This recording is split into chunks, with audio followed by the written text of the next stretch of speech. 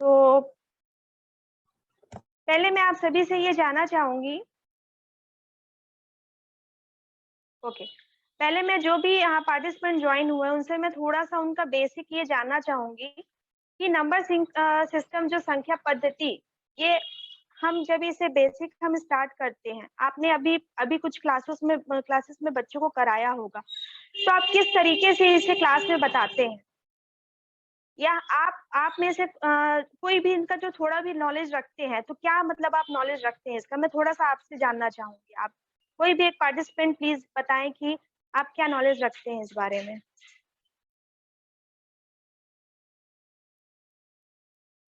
India Anyone? Number, international number. Okay, very good. Anyone और कोई?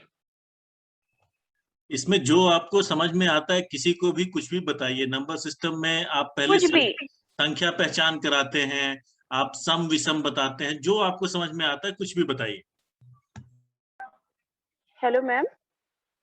Yes ma'am. जब हम नंबर सीरीज स्टार्ट करते हैं तो हम बच्चों को पहले जी चीजों से सिखाते हैं, जैसे मान लीजिए माचिस की जो तिल्लियां होती है उनको इकट्ठा करके जी उनके द्वारा पहले जी समझाया जी जाता है 0 से लेकर के 10 तक की संख्याएं। जी और देन फिर उसके बाद उनके आसपास जो चीजें होती है उनको इकट्ठा करके काउंटिंग करने के लिए पहले सिखाया जाता है कि आप पहले काउंट करना सीखो, कि आप एक जी। नंबर काउंट करते हो, 2 नंबर काउंट करते हो, फिर उसके बाद हम उसको आगे बढ़ाते हैं और एक जी बंडल बना मैं करके उसको 10 की संख्याओं से आगे बढ़ाते हैं।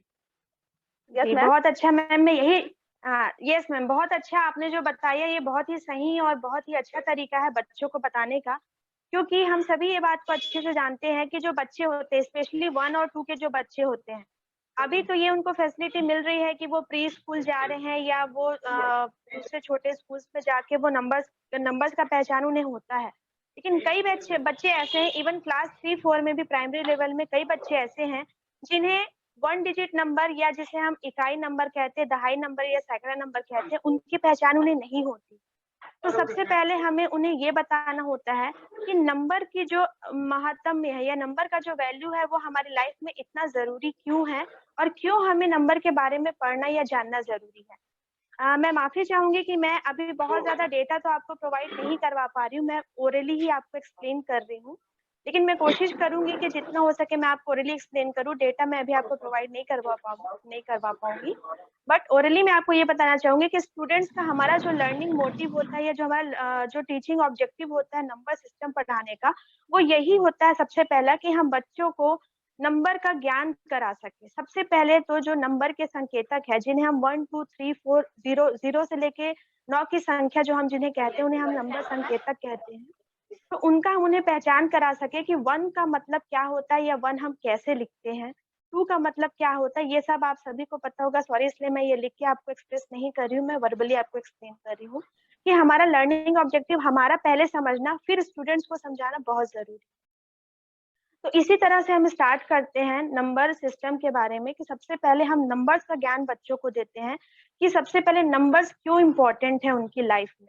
और जैसा कि हम सभी को पता है, हम बच्चों को अच्छे से ये चीज समझा सकते हैं कि नंबर्स इसलिए उनकी लाइफ में बहुत जरूरी है क्योंकि हर एक चीज नंबर से जुड़ी है। जैसे मोबाइल नंबर है, उनका क्लास है, और भी बहुत सारी चीजों का आप उदाहरण देके उन्हें समझा सकते हैं कि ये सभी चीजें नंबर से जुड़ी, इसलिए नंबर्स का पहचान होना उन्हें सबसे पहले बहुत जरूरी। पहले ये आता है नंबर सिस्टम। दूसरा आता है नंबर सिस्टम जो पद्धति अभी काजल मैम ने बताया, इंडियन, जो एक इंडियन होता है और एक इंटरनेशनल होता है। इंडियन में आपका इकाई, दहाई, सैकड़ा, हजार, 10,000, करोड़, लाख, 10 लाख, करोड़, 10 करोड़, ऐसा होता है। इंटरनेशनल सिस्टम में मैं आपसे ये शेयर करना चाहूंगी, एक सेकेंड। ओके सॉरी, अभी मैं शेयर नहीं कर सकती, बट ये मैं वर्बली आपको बताना चाहूंगी कि जो इंडियन सिस्टम होता है उसमें 9 प्लेस तक हम लेते हैं मोस्टली, एंड इकाई, दहाई, सैकड़ा, हजार, जिसे हम वंस, टेंस, 100,000, 10,000, लाख, 10 लाख हम कहते हैं। और इसे जब हम लिखते हैं, तो हम कॉमा देते हैं बीच में। कॉमा जो होता है वो एक पीरियड, एक ग्रुप को रिप्रेजेंट करता है। तो हम हमेशा नंबर को राइट टू लेफ्ट पढ़ना स्टार्ट करते हैं। जो राइट होता है, ये हम बच्चों को बेसिक समझाते हैं, राइट टू लेफ्ट हम पढ़ना स्टार्ट करते हैं नंबर्स को। राइट में जो पहला नंबर होता है, जो एक डिजिट का नंबर होता है या इकाई नंबर होता है, जो इकाई की संख्या होती है, उसे हम वंस प्लेस में रखते हैं। उसके बाद वो इंटू 10 मतलब वो 10 में इंक्रीज होता जाता है, मल्टीप्लाइड बाई 10 होता जाता है। इस तरह से जो प्लेस है वो बढ़ते जाते हैं। तो ये हम बच्चों को समझाते हैं। ये होता है Indian system, Indian number system होता है। इंटरनेशनल में क्या होता है, उसमें ones, tens, 100, 1000, million, billion and trillion होता है। उसमें करोड़, 10 करोड़, लाख नहीं होता है। तो हम ये बच्चों को दोनों में डिफरेंस सिखाते हैं। इससे बच्चों को ये समझ में आता है कि कैसे हम इंटरनेशनल में मतलब विदेशों में कैसे नंबरों को पढ़ा जाता है, इंटरनेशनली कैसे नंबरों को पढ़ा जाता है, और इंडियन जहाँ पे फॉलो होता है वहाँ पे नंबरों को कैसे पढ़ा जाता है। तो ये हम एक बेसिक नॉलेज बच्चों को देते हैं। उसके बाद हम बताते हैं बच्चों को सम और विषम संख्या, जो नंबर्स के प्रकार होते हैं। बेसिकली हम ये क्लास 1 2 3 में नहीं पढ़ाते हैं, ये क्लास 4 और 5 का कोर्स है, लेकिन हम उन्हें ऑड और इवन नंबर जो है क्लास 2 और 3 में भी पढ़ाते हैं। सम और विषम संख्या का डेफिनेशन आई थिंक आप सभी को पता होगा, फिर भी मैं एक बार आपको वर्बली बताना चाहूंगी। सम संख्या वही होती है जिसे हम इवन कहते हैं इंग्लिश में, इवन नंबर, जो 2 से विभाजित हो जाती है, 2 से डिवाइड हो जाती है, जिसे हम 2 ग्रुप में बांट सकते हैं। विषम संख्या वो होती है जो 2 से डिवाइड नहीं होती है, जिसे हम 2 ग्रुप में नहीं बांट सकते। सम संख्या इवन नंबर्स के हम बच्चों को एग्जांपल दे सकते हैं, 2 4 6 8। इन्हीं बच्चों से हम क्लास में आप प्रैक्टिस करा सकते हैं। कोई भी एक चीज का आप ले सकते हैं, जैसे स्केच पेन ले सकते हैं, या बच्चों से ही आप 10-12 पेन ले सकते हैं। बच्चों को बोल सकते हैं 10 पेन या 12 पेन देके, जो भी, कि बच्चे आप बताओ ये सम संख्या है या विषम संख्या है। तो बच्चे उसे 2 ग्रुप में बांटेंगे, या आप उन्हें आप ये बोल सकते हो कि इसे आप 2 बच्चों को बांटो। अगर कोई एक भी पेन बच जाता है आपके पास में, मतलब ये विषम संख्या है। अगर नहीं बचता है 2 ग्रुप में बांटने से, तो ये सम संख्या है। इस तरह से बच्चों को आप सम और विषम संख्या को इंटरेस्टिंग वे में बच्चों को बता सकते हैं। मैम, ये सम और विषम संख्या से पहले बच्चों को क्या पूर्व ज्ञान होना आवश्यक है? कितनी जानकारी हो बच्चे के पास, तब हम उसको सम विषम तक ले जाएं?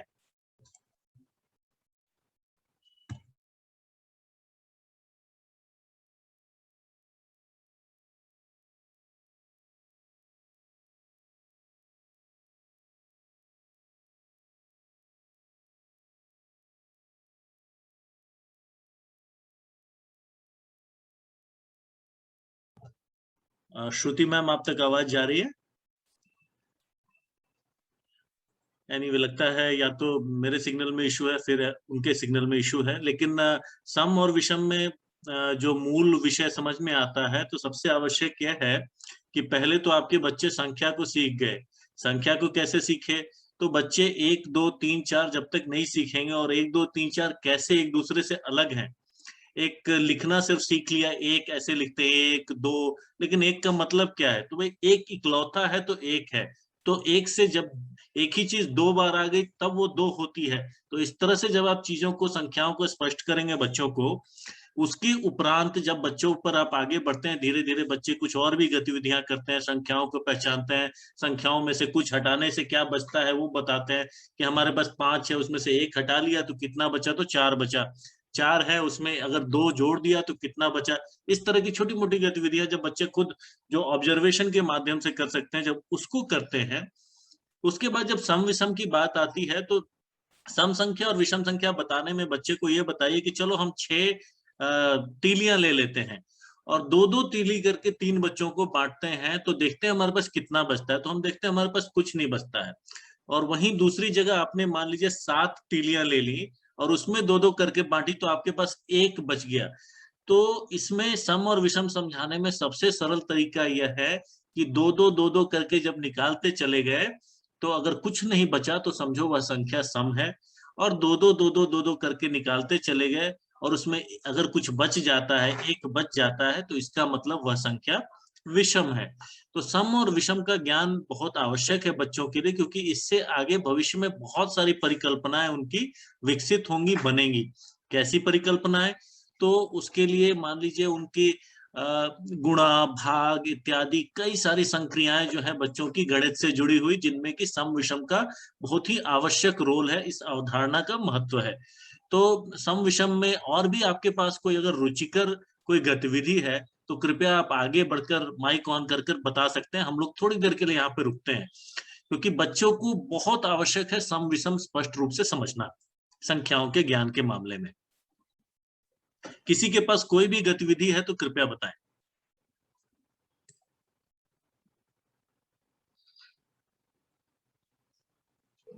ये सर मैं विनोद बोल रहा था। जी सर। ये सम और विषम का आपने बहुत सुंदर तरीके से बताया सर। यही तीली बंडल ही एक हमारा बेस्ट माध्यम है जिससे कि बच्चों को बहुत आसानी से समझ में आती है। जैसे आपने वो 7 का कॉन्सेप्ट रखा उससे, और उसके बाद सम संख्याओं का आप तीली ले लीजिए, और जैसे 4 तीली लेकर के 2 लोगों में एक एक करके बांटे तो उनको समझ में आता है कि एक एक करके 2 जगह पे बांटते गए तो एक हमारे पास कोई भी शेष नहीं बचा। तो ये संख्या क्या हुआ, ये संख्या हुआ हमारा सम संख्या। जैसे तीली को बांटते हैं तो पहले तीली को गिनती में ले लें कि 1 2 3 और 4, फिर उसको हम नंबर को बोर्ड पे अंकित करें कि ये 4 है, और उसके बाद उसको 2 बच्चों को खड़े करके आपस में एक एक तीली बांटते जाएं, और जब हमारे पास शेष कुछ नहीं रहता तो वो बोल सकते हैं कि यह हमारी सम संख्या है। इसी तरीके से फिर से तीली उठाएं और बच्चों से गिनती कराएं। अगर वो संख्या 9 की आती है तो उसको 9 अंकित करें, और फिर आपस में उन्हीं 2 बच्चों के साथ एक एक तीली आपस में बांटें। और अगर हमारे पास शेष 1 बचता है तो हम उनको बता सकते हैं कि यही जो शेष बचा जो आपस में बंटवारा नहीं हो सकता, तो ये हमारे विषम संख्या हुए। इस तरीके की एक्टिविटी कर सकते हैं सर। बिल्कुल सर, बिल्कुल। बहुत अच्छे से आपने बताया। तो आज का सेशन सर मुझे और आपको ही ले चलना पड़ सकता है। श्रुति मैम को जुड़ पाने में कुछ कठिनाई हो रही है तकनीकी रूप से, तो खैर कोई बात नहीं, हम इसको चर्चा करते हुए आगे बढ़ेंगे। विषय बड़ा इंटरेस्टिंग है, नंबर सिस्टम, संख्या। तो संख्याओं को समझे बिना संख्याएं समझिए कि जैसे भाषाओं का मूल अक्षर है, भाषाओं का मूल ध्वनियां हैं, उसी तरह पूरे गणित का मूल जो है वह संख्या है। तो गणित का मूल संख्या को अगर समझे बिना हम उसमें अच्छे से आगे नहीं बढ़ सकते।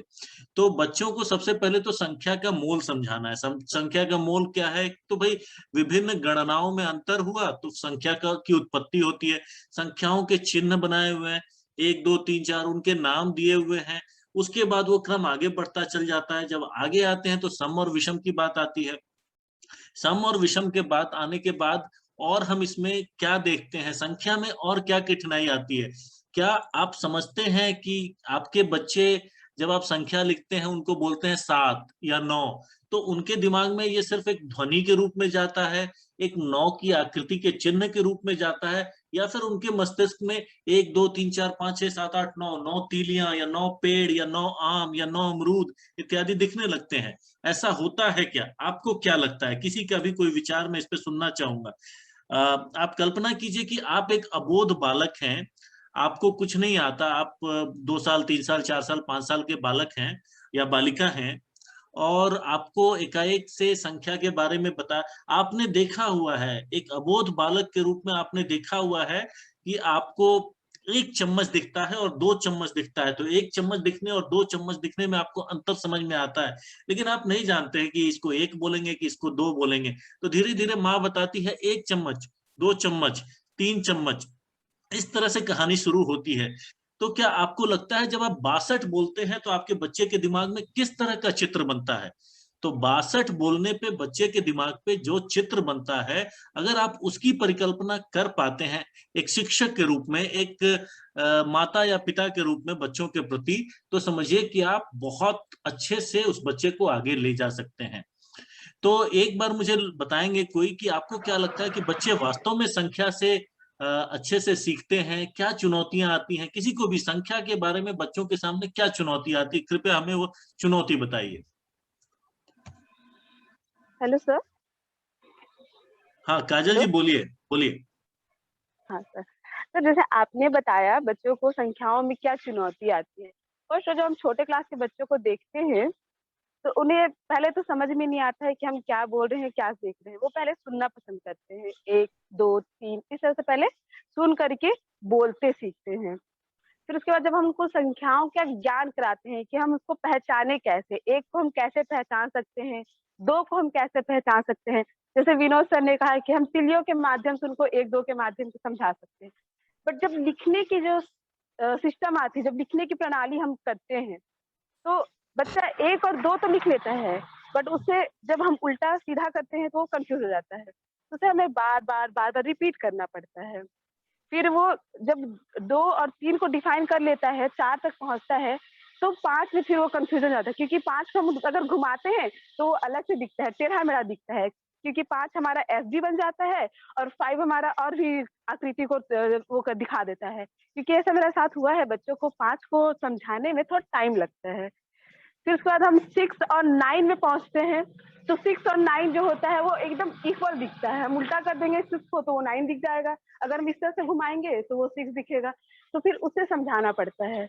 जब बच्चा एक्चुअल में पूरे चीज़ों को 1 से लेकर के 0 से लेकर के 9 तक संख्याओं को समझ जाता है, धीरे-धीरे, तब हम उसे अगर 62 भी बोलते हैं, तो इमेजिन करता है कि 62 हम कितनी संख्याओं को बनाएँगे, 6 और 2 को जोड़ेंगे तो 62 बनेगा, और क्या-क्या वस्तुओं को हम रखेंगे और गिनती करेंगे तो वो 62 तक जाएगा। तो इस तरह से बच्चा स्टार्टर में ना बहुत कन्फ्यूज़ होता है, बट अगर हम उसे धीरे-धीरे प्रणाली को आगे बढ़ाते हैं उसके साथ में मिल करके, तो वो ना नंबर सिस्टम में इंटरेस्ट लेने लगता है। क्योंकि जो संख्याएँ होती हैं हमारे साथ चलती रहती हैं। चाहे हम जब पैदल चलते हैं 1 2 करके बच्चों को सिखा सकते हैं। आप चल रहे हो बच्चा, तो 1 2 कदम ताल के थ्रू हम उनको 1 2 सिखा सकते हैं और उसी को आगे बढ़ा सकते हैं। बिल्कुल, उसी बिल्कुल। तरह काजल मैडम, आपने बहुत अच्छे 2-3 पॉइंट्स उठाए हैं। अगर मैं भूल न जाऊं, और श्रुति मैडम आ गई है तो मैं समय ज्यादा न लेते हुए इस पे जी, थोड़ा सा जोर देना चाहूंगा कि आपने जो बोला कि बच्चे को मतलब संख्याएं हमारे चारों तरफ है। संख्याएं हमारे, हम जब पैर कदमों से चल रहे हैं तो 1 2 3 4 हमारे कदम चल रहे हैं। हमारे हाथ उठते हैं 1 2 3 4 हमारे हाथ उठते हैं। हमारा भाई या बहन, हमें एक भाई एक बहन दिखती है। हमारी मौसी हमें 2 दिखती है। तो इस तरह से हमें बाल्टी हमें 1 दिखती है, हमें गेंद 4 दिखते हैं, विकेट 3 दिखते हैं। तो इस तरह संख्याएं चारों तरफ हैं। तो इस तरह से जब हम बच्चों को संख्याएं देखना सिखाते हैं तो वहां से बच्चे का सेल्फ इंटरेस्ट डेवलप होता है। दूसरी बात जो आपने कही कि बच्चे को संख्या लिखने में बड़ी कठिनाई होती है, तो ये बात हमारे ऊपर भी लागू है। आपसे भी मैं अगर मैं बोलूं कि गाय के ऊपर 10 पंक्तियां बोलिए, 20 पंक्तियां बोलिए, आप मजे से बोलेंगी। मैं बोलूंगा मैडम जरा गाय के ऊपर 20 पंक्तियां लिख भी दीजिए, तो आप ही थोड़ा सा हिचक जाएंगे। तो लिखने की प्रक्रिया में डेफिनेटली उसमें एक रिजल्ट, उसमें विचार और शब्द से लेके कर्म की गहराई पे उतरना पड़ता है। तो विचार का स्तर बहुत आसान है, शब्द का स्तर उससे थोड़ा कठिन है, और कर्म का स्तर उससे भी थोड़ा कठिन हो जाता है। तो लेकिन वहां पर भी क्या है कि हम कर्म ऐसा नहीं कि नहीं करते हैं। हम क्रिकेट खेलने जाते हैं तो हम कर्म कर रहे होते हैं, हम खेल रहे होते हैं, लेकिन उसमें हमें मजा आता है। तो उसी तरह क्या आपने अपने संख्याओं को लिखने के मेथड को मजेदार बनाया है? यहाँ पे एक टीचर का रोल आता है, जो किसी भी क्रिएटर, मतलब ब्रह्मा विष्णु टाइप का एक रोल आता है एक टीचर का, जो वास्तव में क्रिएटर का रोल होता है। आप कितने क्रिएटिव हैं, आप कितने रचनात्मक हैं, यहाँ से वो परिलक्षित होता है। तो उस पर हमें काम करने की जरूरत है। अगर हम 5 लिखना सिखा रहे हैं तो हम उसको कितना इंटरेस्टिंग बता दें, जब वो 5 लिखने जाए तो बच्चा एक बार मुस्कुरा उठे।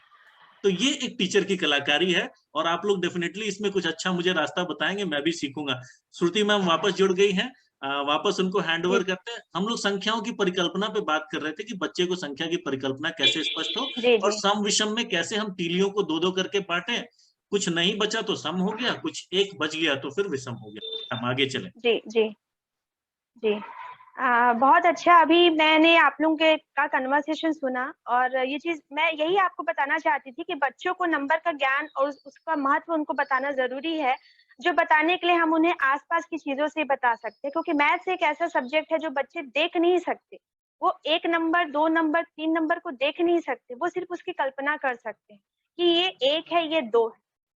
इसी तरह से मैं माफ़ी चाहूँगी, नेटवर्क प्रॉब्लम की वज़ह से मैं अपने आप में मीटिंग से लेफ्ट हो गई थी, मैंने फिर से जॉइन किया है अभी मीटिंग। मैं अपने टॉपिक को कंटिन्यू करना चाहूँगी, हम सम और विषम संख्या पे थे।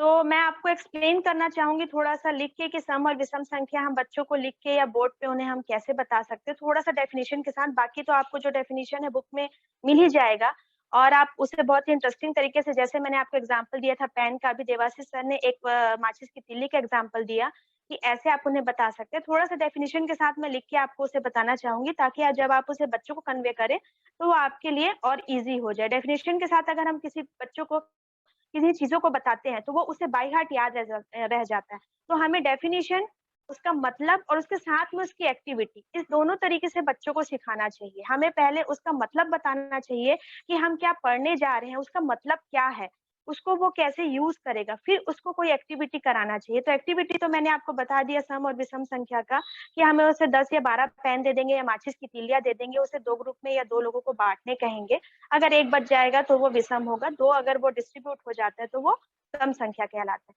उसे हम कैसे डेफिनिशन के तौर पे बच्चों को बताएँगे, वो थोड़ा-सा मैं आपको पेन और पेपर में लिख के बताना चाहूँगी, थोड़ा-सा आप ध्यान देंगे।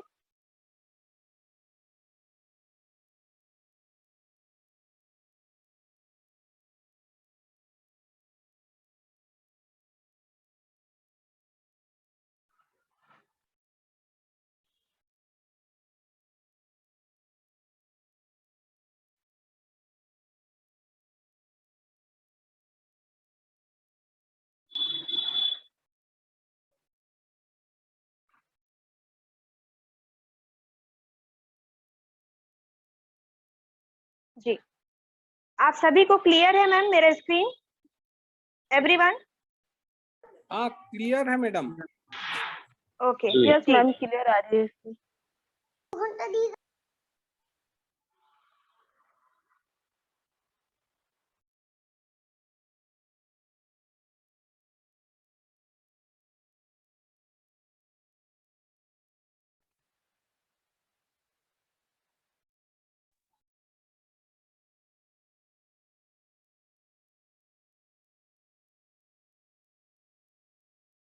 मैं माफ़ी चाहूँगी, थोड़ा-सा कैमरे के फ़ोकस में प्रॉब्लम हो रहा है, क्योंकि एट अ टाइम मैंने एक हाथ से कैमरे को होल्ड किया और मैं सेकंड हैंड से लिख रही हूँ, तो थोड़ा-सा ये फ़ोकस में प्रॉब्लम हो रहा है।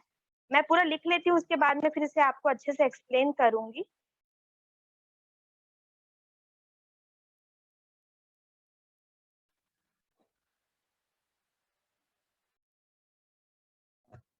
मैम अगर बिना लिखे काम चल सकता है तो आप हमें ज़बानी भी बता सकती हैं। मतलब इसमें मुझे लग रहा है कि ओके, कठिनाई हो ओके। रही होगी आपको।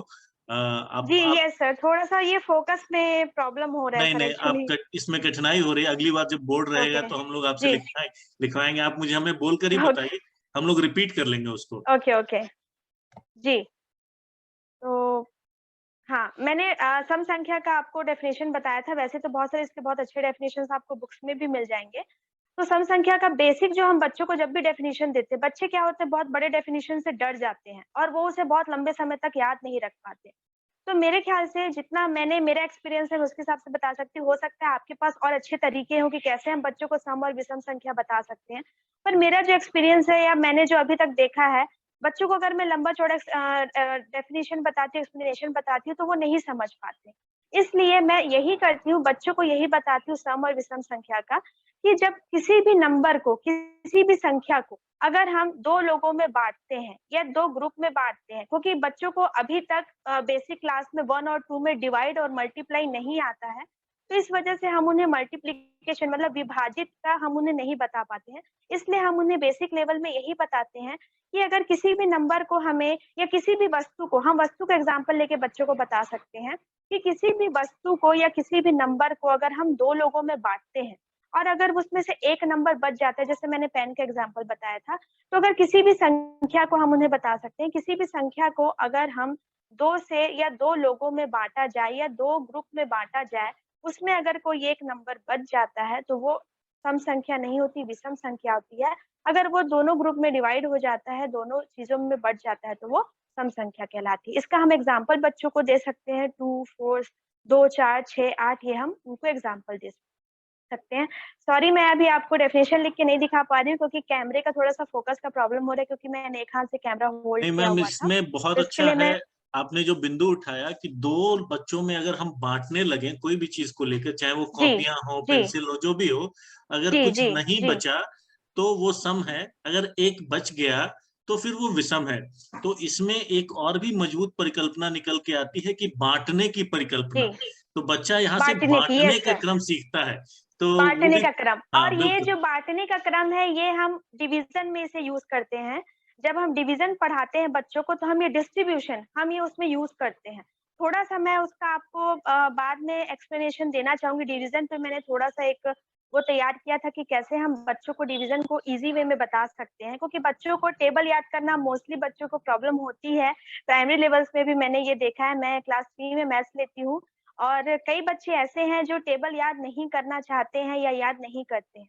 तो कैसे हम बिना टेबल याद किए बच्चों को बेसिक क्लास में, बड़े क्लासेस में तो उन्हें याद करना बहुत जरूरी होता है और टेबल उनके लिए इम्पोर्टेंट है, मैथ्स में स्पेशली टेबल इम्पोर्टेंट है। लेकिन बेसिक लेवल में कि बच्चे मल्टीप्लिकेशन और डिवीजन से ना डरने लगे, उन्हें उनको लेके उनके मन में डर ना आए, इसलिए हम बेसिक उन्हें कैसे डिवीजन बता सकते हैं, मल्टीप्लिकेशन बता सकते हैं। इसके 2-3 तरीके होते हैं, वो मैं आपको थोड़ा सा आगे बताना चाहूंगी। अभी ये जो टॉपिक था सम और विषम संख्या, मैं यहीं पे इसे खत्म करती हूँ। आई होप आप सभी को अच्छे से समझ में आ गया होगा। आप में से कई ऐसे टीचर्स या कई ऐसे पर्सन्स हैं जिन्हें ऑलरेडी सम और विषम संख्या पहले से आता होगा। लेकिन मैं एक एक्टिविटी के थ्रू आपको बताना चाहूंगी कि मतलब कहना चाहूंगी कि बच्चों को जब भी आप मैथ्स पढ़ाएं, क्योंकि कई बच्चों के साथ ये प्रॉब्लम होती है कि वो मैथ्स से पहले ही डरने लगते हैं। वो ये सोचने लगते हैं कि मैथ्स एक बहुत ही टफ सब्जेक्ट है, या फिर वो इंटरेस्ट नहीं लेते हैं। क्योंकि ये चीजें, मैथ्स जो सब्जेक्ट है वो पूरी तरह से परिकल्पना और पूरी तरह से आपकी इमेजिनेशन पे डिपेंड करती है। नंबर भी वो इमेजिन करते हैं, जब वो प्लस करते हैं तो भी वो इमेजिन करते हैं। तो इस वजह से उसे हम कितना ज्यादा हम उसे वास्तविक चीजों के साथ उसको कंबाइन करके, या चीजें जो बच्चे देख रहे हैं उनके साथ हम कितना ज्यादा उन्हें कंबाइन करके बता सके, ये हमारी कोशिश होनी चाहिए, जिससे बच्चों का इंटरेस्ट इसमें आए। तो जैसा कि अभी मैंने जब ये क्लास फिर से ज्वाइन किया था, तो आप लोगों का डिस्कशन चल रहा था कि माचिस की तिल्ली की हेल्प से या कदम की हेल्प से हम बच्चों को बता सकते हैं 1-2 नंबर। हम अपने हैंड के वर्क से बच्चों को 1 और 2 बता सकते हैं। इसी तरह से हम फिंगर्स पे काउंट करके 1 2 3 4 5 बच्चों को बता सकते हैं। तो इस तरह से जो सिंगल डिजिट के नंबर्स हैं, ये तो बच्चे हैंड पे काउंट कर लेते हैं।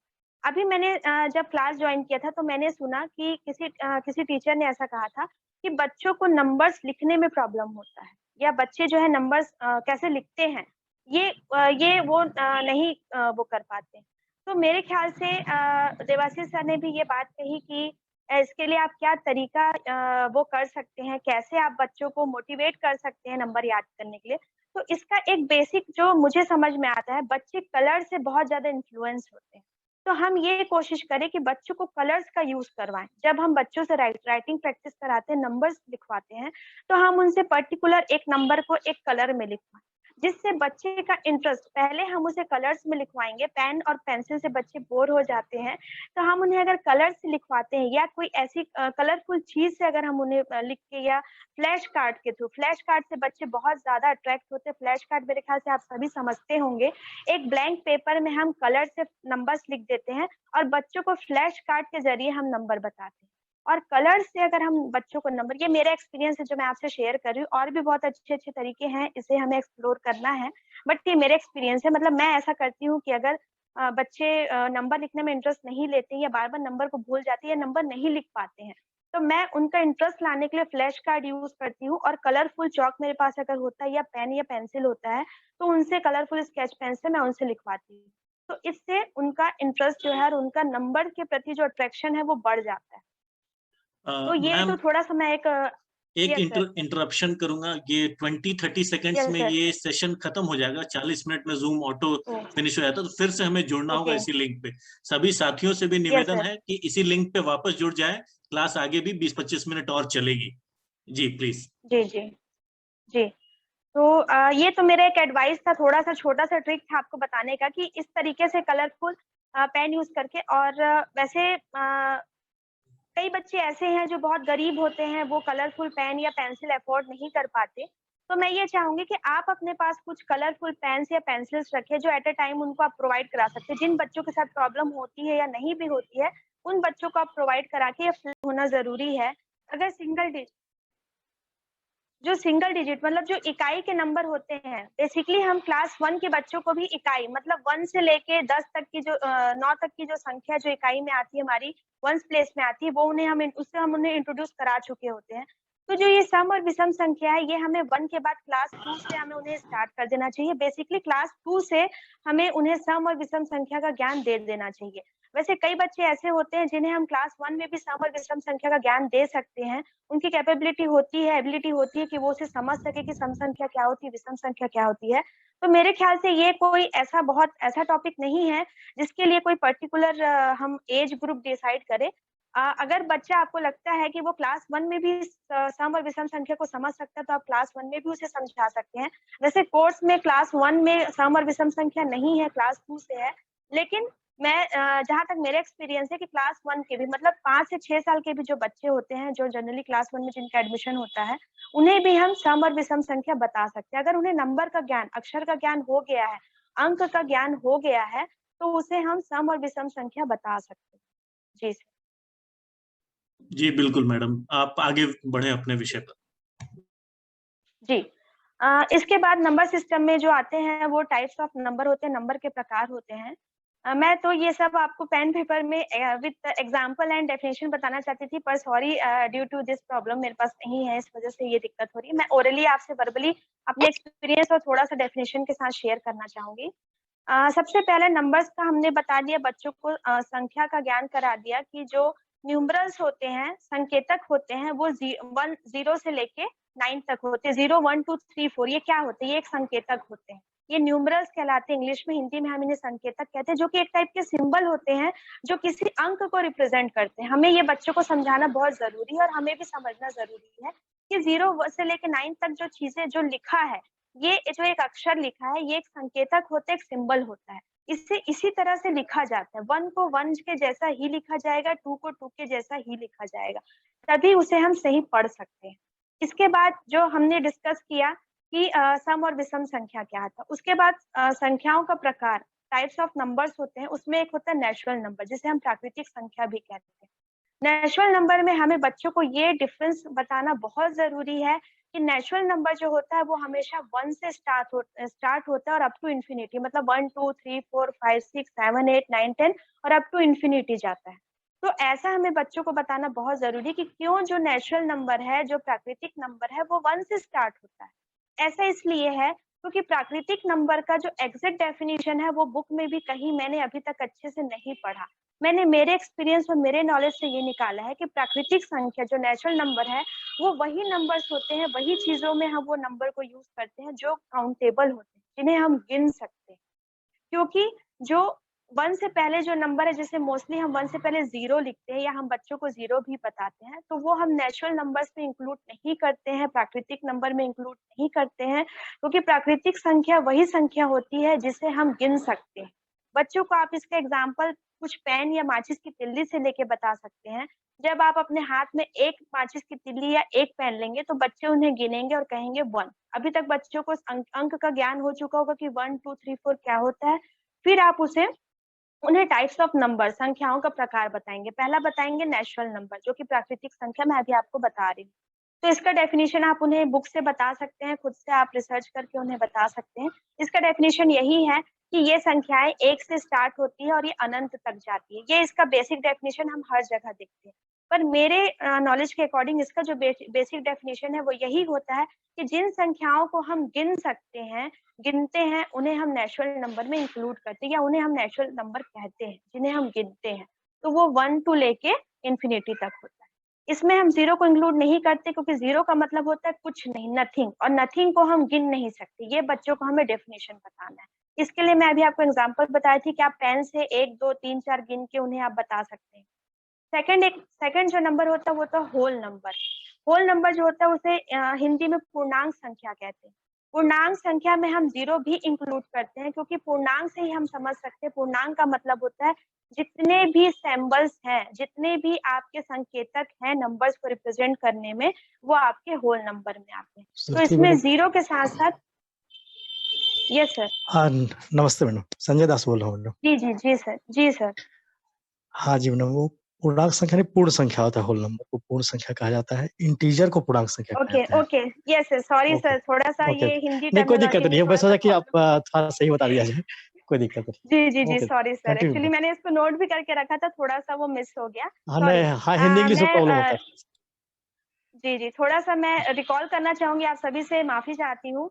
होल नंबर को हम पूर्ण संख्या कहते हैं, जिसमें जीरो के साथ साथ होल नंबर इंक्लूड होता है। जी इसके लिए क्या होता है कि हमें ये बच्चों को बताना बहुत जरूरी इसलिए भी होता है, क्योंकि हम जब भी बच्चों को कोई चीजों का हम एग्जाम्पल देते हैं, जैसे मैंने अभी से पहले नेचुरल नंबर में बच्चों को प्राकृतिक संख्या के लिए पेन का एग्जाम्पल देने आपसे कहा था, या माचिस की तिल्ली का भी एग्जाम्पल दे सकते हैं। तो बच्चों को हम ये बताने के लिए कि अभी मेरे हैंड में, फॉर एग्जाम्पल अभी मेरे हैंड में 1 पेन है, तो बच्चे इसे 1 कहेंगे। अगर मैं बच्चे से पूछूं कि अभी मेरे हैंड में कितने पेन, तो बच्चे इसे कैसे रिप्रेजेंट करेंगे? कोई तो ऐसा वर्ड है या कोई तो ऐसी संख्या जिससे बच्चे इसे रिप्रेजेंट करेंगे, तो वो होता है 0। इसलिए होल नंबर में जो पूर्ण संख्या है उसमें हम 0 इंक्लूड करते हैं, और वो 0 से लेके पूरे इंफिनिटी तक वो नंबर्स होते हैं। जी जो पूर्णांक संख्या होती है, जो इंटीजर होता है, उसमें आपके जो ऋणात्मक, आई थिंक मैं सही बोल रही हूँ sir, negative and positive numbers, ऋणात्मक एंड धनात्मक। ऋणात्मक, धनात्मक एवं धनात्मक, यस शून्य। ऋणात्मक एंड धनात्मक, यस सॉरी, ऋणात्मक एंड धनात्मक दोनों जो नंबर्स आते हैं वो आपके इंटीजर्स में होते हैं। तो ये हमें बच्चों को बताना होता है। जी सेकंड जो होता है वो है आपका, यस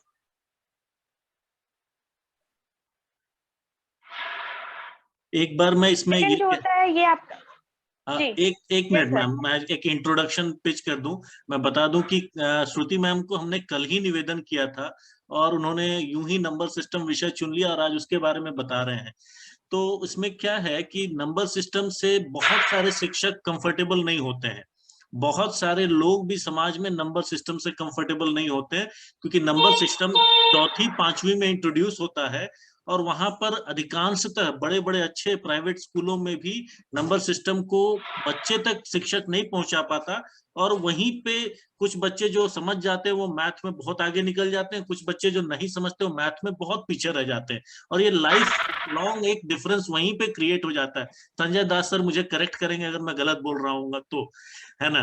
तो इवन मैं फील करता हूँ कि मुझे नंबर सिस्टम मेरे टीचर ने बहुत अच्छे से 5वीं में नहीं पढ़ाया था, या मैंने बहुत ध्यान नहीं दिया था।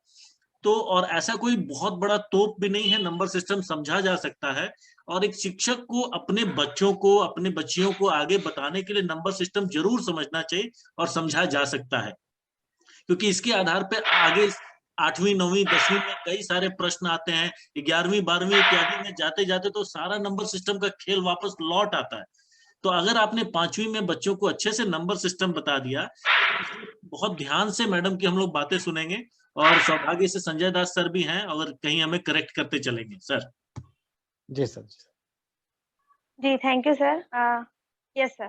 सर तो मैं अभी आपको जो बता रही थी, ये मैं प्राइमरी लेवल के बेस पे बता रही थी कि प्राइमरी में जनरली हम जो है बच्चों को, जैसे मैंने नेचुरल नंबर, प्राकृतिक संख्या, पूर्ण नंबर, पूर्णांक नंबर, और ये नंबर जो होते हैं प्राइम नंबर्स होते हैं, उसे हिंदी में क्या कहते हैं संजय सर प्लीज मुझे बताएंगे। मैं थोड़ा सा प्राइम नंबर को हिंदी में जो कहते अभाज्य हैं, संख्या। अभाज्य संख्या। अभाज्य संख्या, जी अभाज्य संख्या जो होती है, प्राइम नंबर जो होती है, ये वो संख्या होती है जो खुद से या एक से बस डिवाइड हो सकती है, जिसका जो डिवीजन है, मतलब जो जिसे हम भाजित कर सकते हैं, वो एक से या खुद से होता है। तो सबसे छोटी जो भाज्य संख्या होती है जो कि 2 होती है, जो 2 होता है, हम ऐसे बच्चों को एग्जाम्पल दे सकते हैं 2, 3, 5, 7। तो सबसे छोटी जो भाज्य संख्या होती है, प्राइम नंबर होता है, ये खुद से या तो 2 से डिवाइड हो सकते हैं या तो 1 से डिवाइड हो सकते हैं। तो बेसिकली ये जो नंबर सिस्टम में प्राइमरी लेवल में हम ये 4-5 नंबर टाइप्स ऑफ नंबर बच्चों को बताते हैं। ऐसे तो बहुत सारे टाइप्स ऑफ नंबर है जो बच्चे फर्दर क्लास में पढ़ते हैं, up to 6, 7, 8 and middle and prime higher में पढ़ते हैं। बट बेसिकली ये 4-5 टाइप्स जो है जो नंबर्स के, वो हम बच्चों को बताते हैं। इसके बाद हम नंबर सिस्टम में बच्चों को बताते हैं सीक्वेंस। जैसे कि सीक्वेंस के लिए 1 के बाद 2, 2 के बाद 3, 3 के बाद 4, ऐसा हम सीक्वेंस बताते हैं बच्चों को। 9 के बाद में जो सबसे, हम फिर बताते हैं smallest number and largest number, सबसे छोटी संख्या, सबसे बड़ी संख्या। ये 1 डिजिट में भी होता है, मतलब एक इकाई में भी होता है, दहाई में भी होता है, सैकड़ा में भी होता है, हजार में भी होता है। तो इसके लिए हम बच्चों को ऐसा बताते हैं कि जो सबसे छोटी संख्या है वो सिंगल डिजिट की 1 मानी जाती है, 1 होती है। सबसे जो बड़ी संख्या है सिंगल डिजिट की वो 9 होती है। जैसे ही हम 9 में +1 करते हैं, सॉरी मैं अभी ये वर्बली एक्सप्लेन कर रही हूँ, मैं आपको ऐसे करके आपको नहीं बता पा रही हूँ, थोड़ा-सा आप समझने की कोशिश करेंगे जो मैं समझाना चाह रही हूँ।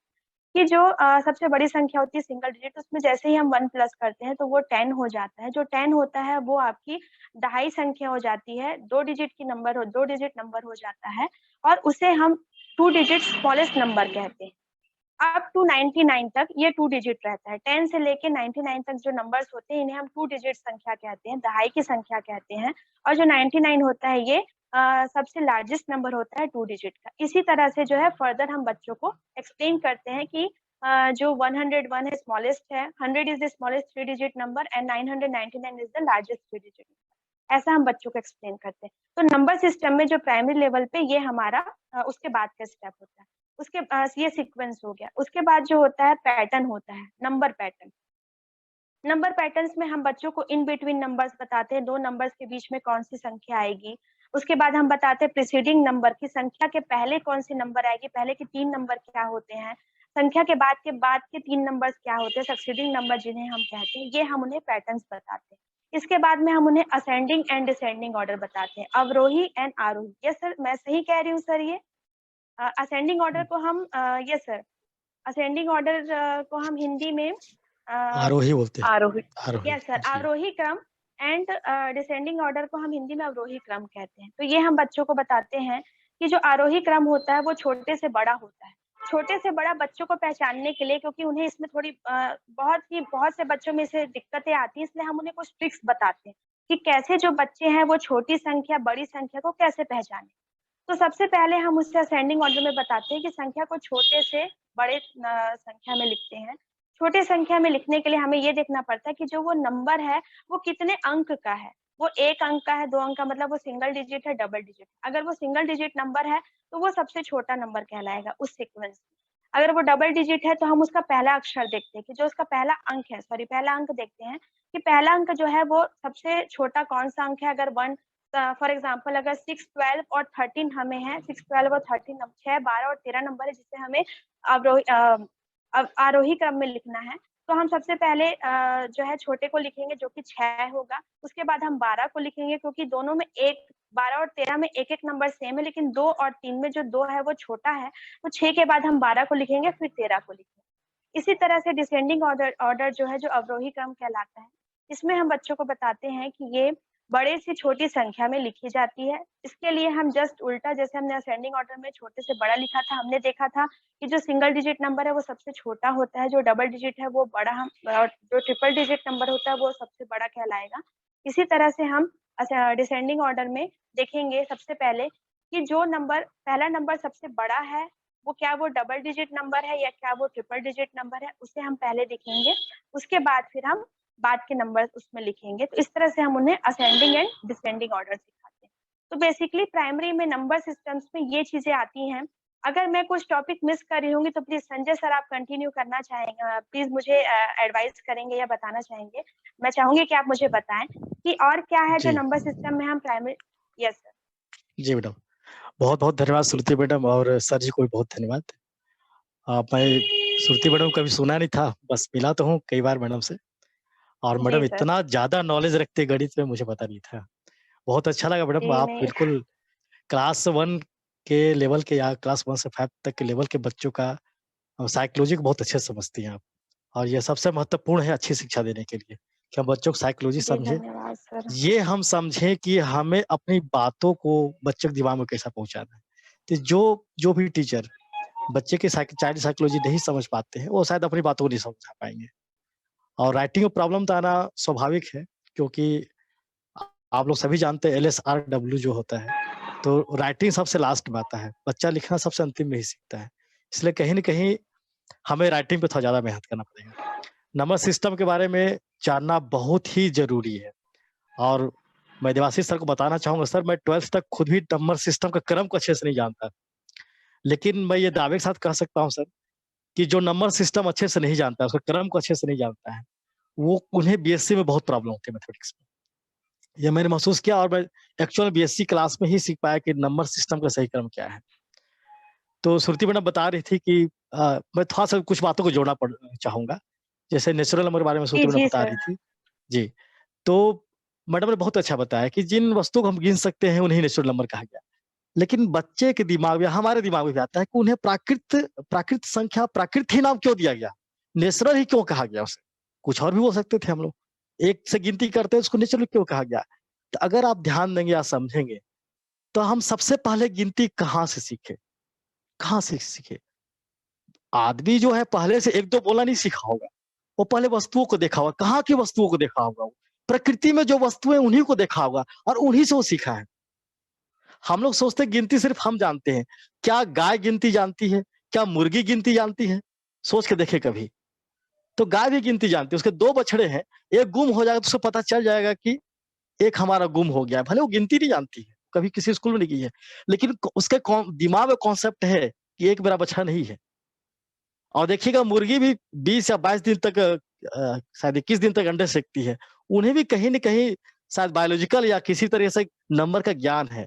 तो हम ये ना समझे कि नंबर सिर्फ हम ही जानते हैं। नंबर जानवर भी जानते हैं और हम भी जानते हैं। लेकिन कहाँ से सीखे? जब ये आप विचार कीजिएगा तब पता चलेगा प्राकृतिक वस्तुओं से ही नंबर सिस्टम सीखे हैं। प्रकृति में एक है, एक संख्या कहीं लिखा हुआ नहीं है। लेकिन वस्तुएँ हमारे पास, तो प्रकृति के वस्तुएँ से हम लोगों ने गिनती सीखा है या नंबर से सीखा है, इसलिए उसे हम प्राकृत संख्या कहते हैं। क्योंकि प्रकृति से ही हम सीख पाए हैं। सबसे पहले कोई किसी व्यक्ति ने एक वस्तु को देखा होगा, प्राकृतिक वस्तु को देखा होगा। नामकरण बाद में हुआ होगा, इसे 1 कहेंगे, इसे 2 कहेंगे, ये नामकरण बाद में हुआ है, लेकिन पहले समझा होगा। और कैसे समझा होगा? तो बहुत सारे हम लोग कहानी जो पढ़ते गणित में एक-एक संगतता जिसको बोलते हैं। जैसे कि एक मैंने कहानी सुना था नंबर सिस्टम के बारे में कि पहले के लोग जब अपने बैल, बकरी को चराने ले जाया करते थे, जब हमारा सभ्यता विकसित नहीं हुआ था, तो क्या करते थे? वो कैसे जानते थे कि मेरा बैल एक गुम हो गया है, मेरी बकरी नहीं आई है?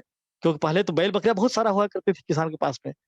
तो उन्होंने एक मेथड निकाला कि जितने बैल या बकरी निकलते थे, एक-एक उसके संगत में गोटी रखते जाते थे। एक बैल निकला तो एक गोटी रख लिए, दूसरा बैल निकला दूसरा गोटी रख लिए, बकरी निकली तो उसके बदले में गोटी रख लिए।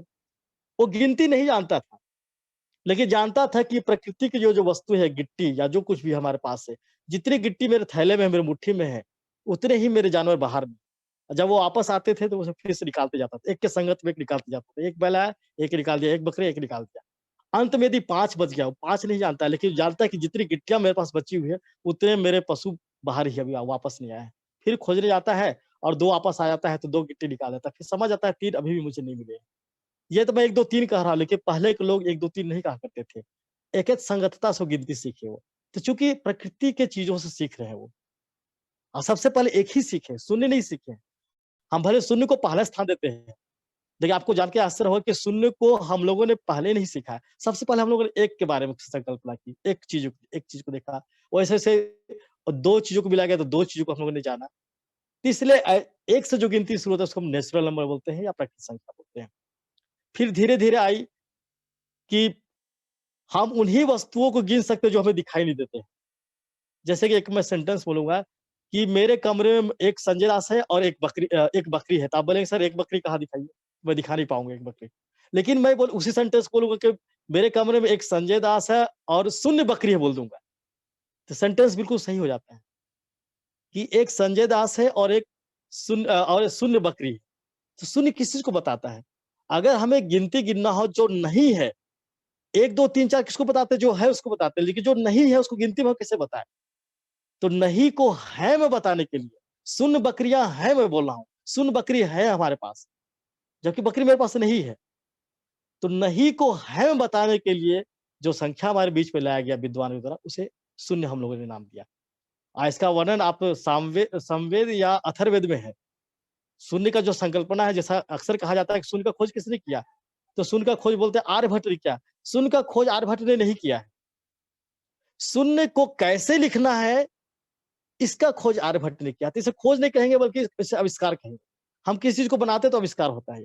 शून्य कैसे लिखना है, इसे आर्यभट्ट ने दिया। लेकिन शून्य का मतलब क्या होता है, ये आर्यभट्ट ने नहीं दिया है।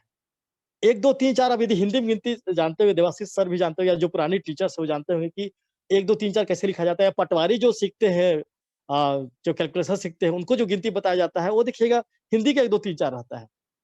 तो हिंदी का जो हम 1 2 3 4 जो देखते हैं उसे आर्यभट्ट ने दिया है। 0 से 9 तक का अंक कैसा होगा इसे आर्यभट्ट ने दिया है।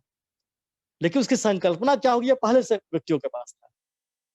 तो इस बात को हमें समझना पड़ेगा कि पहले लोग शून्य के बारे में नहीं जानते हैं। एक बात और भी बीच में डालना चाहूँगा कि अक्सर जो क्रम हम पढ़ते हैं जिसे जो मुझे नॉलेज है कि प्राकृत संख्या के बाद पूर्ण संख्या पे हम आ जाते हैं। लेकिन मुझे कहीं न कहीं लगता है कि प्राकृत संख्या के बाद पूर्ण संख्या नहीं आया था। प्राकृत संख्या के बाद भिन्न आया था। जब लोगों ने देखा कि पूरी-पूरी वस्तु गिनने का जब पूरी-पूरी वस्तु उन्होंने गिनना सीख लिया, जैसे 1 पेन है, 2 पेन है, सीख लिया। तो कुछ टुकड़े भी उनके पास होते हैं, एक लकड़ी से टुकड़ा कर दिए, अब इसे हम कैसे गिने? क्या इसे हम इससे 2 गिने? एक लकड़ी को पहले 1 गिनते थे, अब उसे टुकड़ा कर दिया तो कितना गिने इसे हम? तो वो नहीं जानते थे। तो प्राकृत संख्या के बाद आया हमारे पास भिन्न संख्या, जैसे 1/2 लिखते हैं, 3/2 लिखते हैं, 2/3 लिखते हैं। ये बात तब मुझे स्पष्ट हुई थी क्योंकि मैंने कहीं देखा कि शून्य एक भिन्न संख्या नहीं है। अक्सर भिन्न मतलब हम क्या समझते हैं, फ्रैक्शन मतलब क्या समझते हैं कि जिसे बटे के रूप में लिखा जा सकता है फ्रैक्शन है। ऐसी बात नहीं है। शून्य को हम 0/1 लिख सकते हैं, लेकिन 0/1 फ्रैक्शन नहीं है। आप कहीं भी खोज के देख सकते हैं। तो बटे के रूप में लिख दिया तो फ्रैक्शन होना चाहिए उसे तो, लेकिन नहीं है वो। बाद में जब मैंने फ्रैक्शन का डेफिनेशन बहुत पढ़ा समझा तब मुझे समझ में आया कि फ्रैक्शन को बटे में तो लिख सकते हैं, लेकिन शर्त उसमें ये रहता है कि अंश और हर प्राकृत संख्या होनी चाहिए।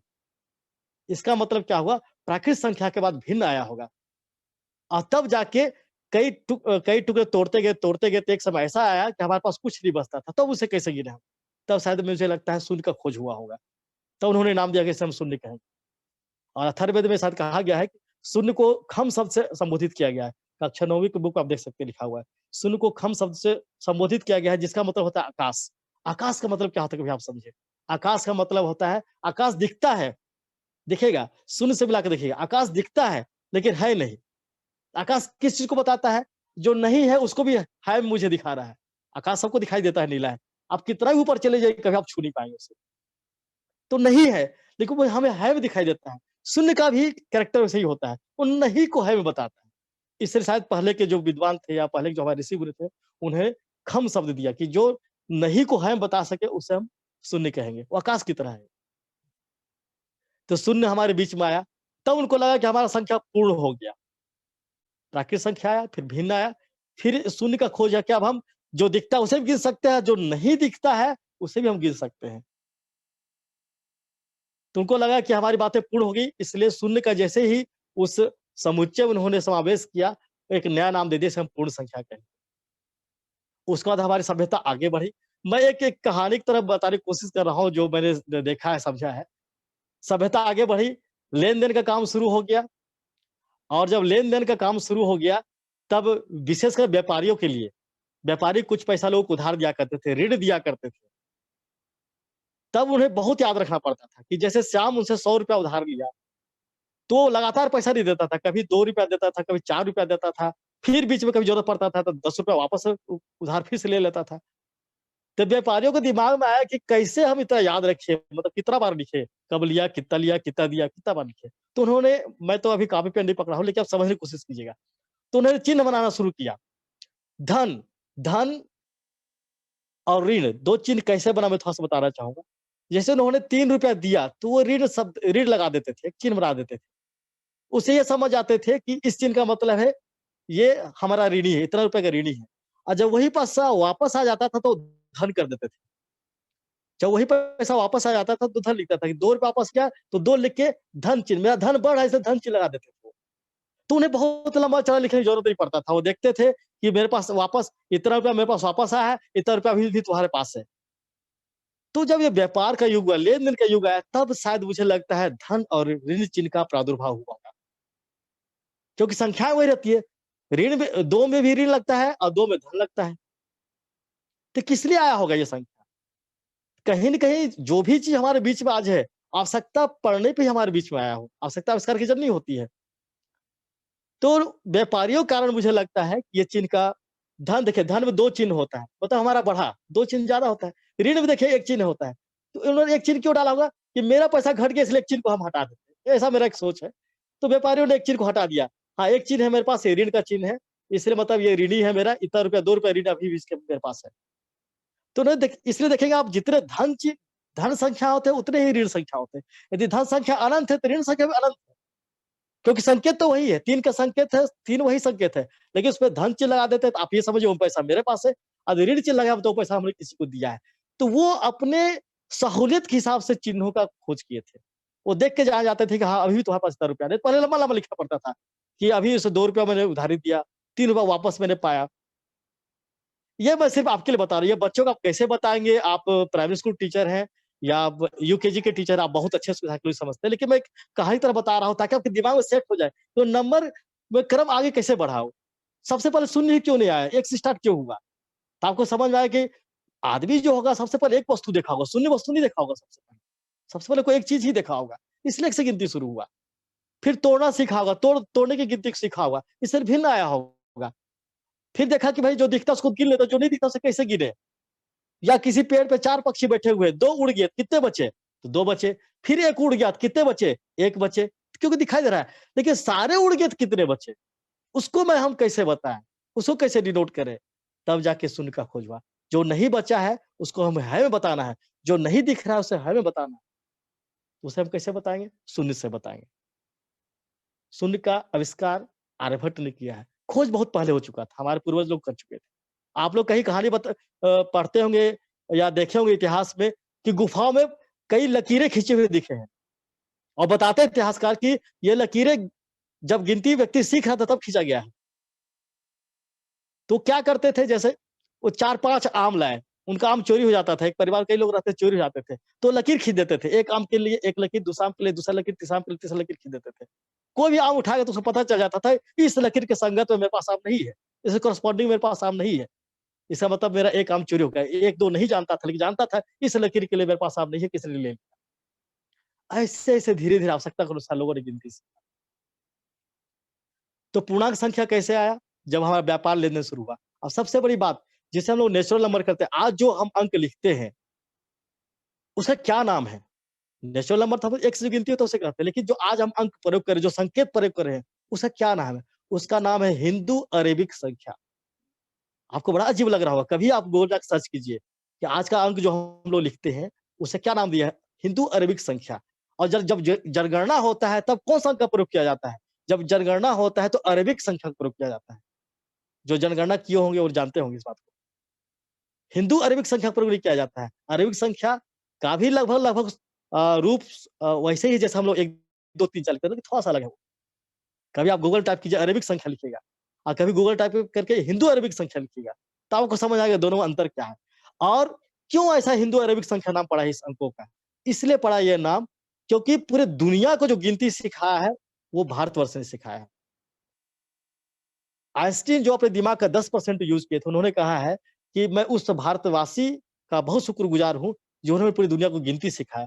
अगर इंडियंस गिनती नहीं सिखाए होते, आज साइंस इतना डेवलप नहीं होता। आज हमारे पास मोबाइल नहीं होता, 0 नहीं होता, 1 नहीं होता, 0-1 कोई समझता हमारा मोबाइल, 0-1 नहीं होता, 0 को खोजने 0 ने भारत नहीं दिया। अगर 0 नहीं होता तो आज हम मोबाइल में इस प्रकार से वीडियो कॉलिंग पे बात नहीं कर पाते, क्योंकि मोबाइल 0 और 1 ही केवल समझता है, बाइनरी डिजिट को समझता है। हम 10वीं प्रणाली को समझते हैं, 0 से लेकर 9 तक के अंकों को समझते हैं। और पूरी दुनिया में हमारा गिनती ही प्रचलित हुआ। ये भी कभी सोचिए क्यों प्रचलित हुआ? बहुत सारे नंबर है, रोमन संख्या भी हमारे पास है। 1, 2, 3 जो डंडा बना के 1 डंडा, 2 डंडा करके बनाते हैं। ये संख्या आप कहाँ तक लिखे हैं? 30-40 से ज़्यादा नहीं लिखे होंगे। ये संख्या क्यों प्रचलित नहीं हुआ दुनिया में? हमारा 10वीं प्रणाली क्यों प्रचलित हुआ पूरी दुनिया में? हमारा प्रणाली ऐसा है कि आप जन्म भर गिनती लिखते रहेंगे तो भी हमारा गिनती खत्म नहीं होगा। लेकिन रोमन संख्या ऐसा है कि आप 10 मिनट गिनती लिखिए, आपका रोमन संख्या खत्म हो जाएगा। 10,000 के लिए वो चिड़िया का चित्र बनाते थे। 50 के लिए एल लिख देते थे। कहाँ तक उनका गिनती जाएगा? बहुत दूर तक नहीं जा पाया। लेकिन हमारा 10वीं प्रणाली ऐसा है, जो करोड़ों अरबों साल तक आप लिखते रहेंगे, गिनती आपका खत्म नहीं होगा। खुद भगवान अवतार आके गिनती को लिखेंगे तो हमारी गिनती खत्म नहीं होगा। इसलिए हमारी प्रणाली को अपनाया गया। किसने दिया? इंडियंस ने दिया। नाम क्यों पड़ा हिंदू अरेबिक? हिंदू जब पूरे दुनिया मतलब अमेरिका, इंग्लैंड जब अपने पशु पक्षी को गिन नहीं पाते थे, भेड़ों को गिन नहीं पाते थे, उस समय हमारा गणित इतना समृद्ध था कि हम ज्योतिष विज्ञान तक पहुंच गए थे। ज्योतिष के माध्यम से हम भविष्यवाणी किया करते थे। इतना बड़ा समृद्ध था हमारा गणित। तो अरब वाले हमारे यहाँ व्यापार करने आते थे। उन्होंने देखा कि इनके पास कैलकुलेशन तो बहुत अच्छा है, तुरंत जोड़ घटाव के पैसा का हिसाब किताब कर देते हैं ये तो। अरब के राजा ने बुलवा बुलाया कि जाओ उससे हिंदुस्तान से कुछ लोग पकड़ के लाओ जो ये सब कैलकुलेशन जानते हैं, हमें सीखना है, क्योंकि व्यापार करते थे, बहुत ज्यादा जरूरत पड़ता था। तो हमारे हिंदुओं ने, हमारे इंडियंस गए वहां पर, उनके राजा को सिखाया कि कैसे जोड़ा जाता है, कैसे घटाया जाता है, कैसे गिनती लिखा जाता है, ये उन्होंने सिखाया। 1 2 3 4 हम लोगों ने सिखाया उनको। और वो व्यापार के यूरोप गए, अमेरिका गए, सब जगह घूमे और वो कैलकुलेशन को आगे बढ़ाया, अरब वासी लोग। और जो हम लोगों ने 1 2 3 4 लिखा था, वो थोड़ा-थोड़ा टूटता चला गया, थोड़ा-थोड़ा उसका स्वर बदलता चला गया। और आज आप हिंदी का 1 को देखिए और अभी इंग्लिश में हम जो 1 लिखते हैं उसको मिला के देखिए, बहुत ज्यादा अंतर नहीं है। हिंदी का 2 देखिए और आप इंग्लिश का 2 देखिए, बहुत ज्यादा अंतर नहीं है। हमारा दिया हुआ चीज है, थोड़ा-थोड़ा उन्होंने तोड़ दिया है। इस प्रकार से अरब वालों ने फैलाया पूरी दुनिया में हमारी गिनती को, हमारे कैलकुलेशन को, यूरोप में, अमेरिका में। इस प्रकार से उन्होंने देखा कि ये ऐसा पद्धति है, दास प्रणाली, जो हमारे लिए बहुत उपयोगी है, आज पूरी दुनिया में प्रचलित है। किसने सिखाया पूरी दुनिया को गिनती? हम लोगों ने सिखाया। तो अपना मतलब ये अपना इंडिया को बहुत विश्व गुरु भी कहा गया है। क्यों कहा गया है? हम शुरू से गणित और विज्ञान बहुत आगे। तो ये कुछ मैं सिस्टम आप लोग बताना चाह रहा था कि संख्या के एक्चुअल में क्रम क्या होना चाहिए, क्या है वास्तव में। तो इस प्रकार से हम कहानी बच्चों को सुनाते हैं और अच्छा भी कहानी आप लोग बना सकते हैं इसको। ये तो मैं ऐसे ही शॉर्ट में सुनाया हूँ कि समय की बहुत कमी है, और चूंकि गणित का था तो मैंने सब ज्वाइन करता हूँ, मुझे कुछ नया सीखने को मिलेगा। और मैंने भी कि बिल्कुल कोई शोध नहीं किया, बल्कि आप ही लोग से सुनते बहुत कुछ मैं जान गया हूँ। तो मुझे लगता है सर कि बहुत अच्छा हुआ सर आप ज्वाइन किए, मुझे भी बहुत डीप नॉलेज मिला आपसे और बहुत जी, अच्छा थैंक लगा यू ये जान के और ये समझ के कि कैसे इतने इंटरेस्टिंग वे में हम बच्चों को नंबर का ज्ञान और नंबर कैसे आया जी, ये हम उन्हें जी, समझा जी। सकते हैं। सर बहुत थैंक यू, मैं बहुत खुश हूँ कि आपने ये ज्वाइन किया और आपने गाइड किया, इसको लीड किया आगे, और मुझे बहुत अच्छा नॉलेज मिला सर आपसे, और मैं जरूर इसे इम्प्लीमेंट करूंगी अपनी फर्दर क्लासेस में सर।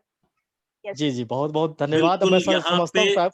मैं टोकूंगा संजय दास सर को कि जी सर, जी सर। मतलब इतना बढ़िया हमारा सौभाग्य रहा कि विषय को आपने इस तरह से आगे आगे आप ले गए।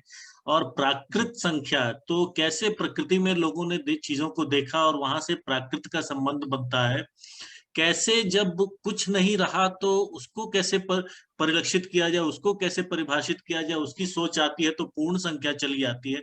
कैसे जब हम व्यापार करते हैं तो अगर हमारे पास 100 रुपए थे उसमें से 2 चले गए तो चला जाना हम कैसे बताएं।